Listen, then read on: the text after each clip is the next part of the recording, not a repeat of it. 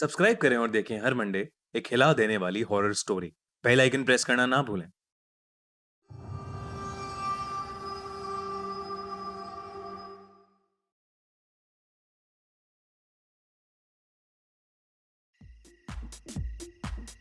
ये बात 2014 की एक क्रिसमस की रात की है, जब मैं और मेरा परिवार रेस्टोरेंट से डिनर करके वापस आ रहे थे।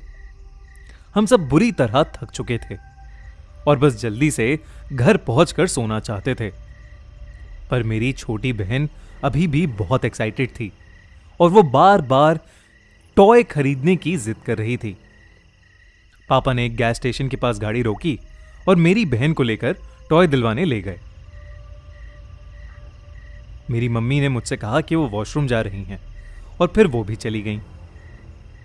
गाड़ी में मैं अकेला बैठा था और हेडफोन लगा के गाने सुन रहा था। मैं गाने सुनते हुए सबका वेट ही कर रहा था कि मेरी नजर एक दूर खड़े आदमी पर गई।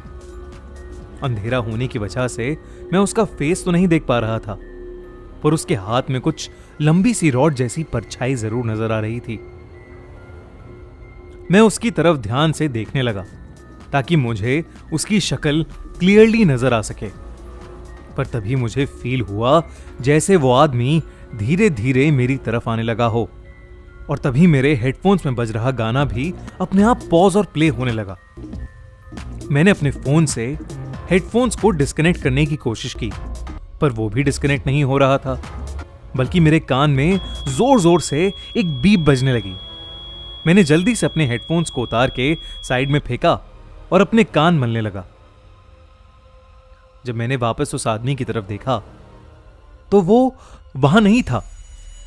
मैं उसे देखने के लिए इधर उधर देखने लगा तो एक बार को मेरी धड़कनें रुक गईं। वो आदमी ड्राइवर सीट की तरफ वाली खिड़की पर खड़ा था। उसके हाथ में एक लंबी सी रॉड थी।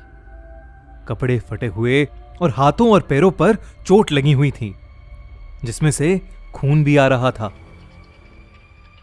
वो मेरी तरफ घूर के देखे जा रहा था और उसने अपनी रॉड को जोर से हमारी गाड़ी पर दे मारा।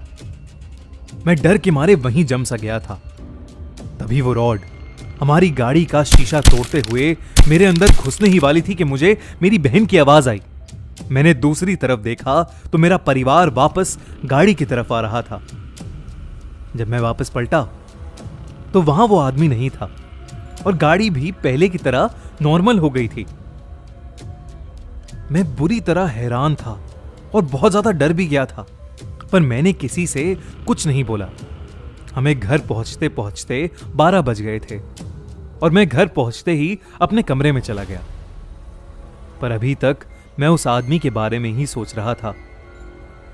मैंने अपना ध्यान भटकाने के लिए वापस अपने हेडफोन्स लगा लिए और आराम से गाने सुनने लगा। कुछ देर बाद हेडफोन्स में वही दिक्कत आने लगी जो उस वक्त गाड़ी में आई थी, और अगले ही सेकंड वही तेज बीप शुरू हो गई। मैं बहुत ज्यादा डर गया। फिर जो मैंने देखा उसे देख मेरे पैरों तले जमीन खिसक गई। वही आदमी सामने मेरी खिड़की पर खड़ा मुझे घूरता हुआ स्माइल कर रहा था। वो बार बार अपनी रॉड से मेरे कमरे की खिड़की पर नॉक करे जा रहा था। मुझे कुछ समझ नहीं आया और मैं बिना सोचे समझे बस जोर जोर से चीखने लगा। मेरे मम्मी पापा भागते हुए मेरे रूम में आए और मैंने उन्हें सब बताया। मेरे पापा ने पुलिस को बुला लिया, मगर पुलिस वालों को हमारे घर के आसपास कोई आदमी नहीं दिखा। इस दिन के बाद से मुझे वो आदमी फिर कभी नहीं दिखा। थोड़ा और मालूम करने पर पता चला कि हमारे नेबरहुड में एक पागल आदमी था जो लोगों को एक लंबी रॉड से मारा करता था। कहते हैं लोगों ने उसका घर जलाकर उसे मार डाला। शायद मैंने जिस आदमी को देखा था वो उसी आदमी का भूत था। आपको क्या लगता है? कमेंट्स में जरूर लिखिए। और खूनी मंडे टीम की तरफ से आप सभी को अ वेरी वेरी मेरी क्रिसमस।